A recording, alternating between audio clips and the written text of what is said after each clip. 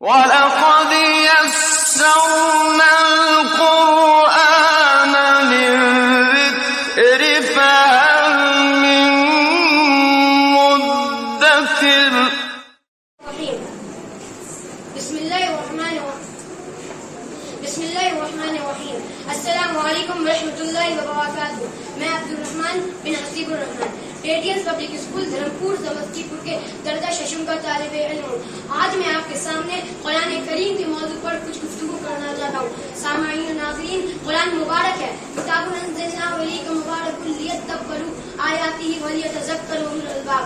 سورۃ الصاد آیت نمبر 29. یہ ایک بڑی برکت والی کتاب ہے جو محمد صلی اللہ علیہ وسلم ہم نے تمہاری طرف نازل کی تاکہ یہ لوگ اس کی آیت پر غور کرے اور عقل و فکر رکھنے والے اس سے سبق لیں. قرآن برکتوں کا سرچشمہ ہے. یہ زندگی کو بابرکت بنانے والی کتاب ہے. دنیا اور آخرت کی بھلائیوں کا سراغ اسی کتاب میں ہے.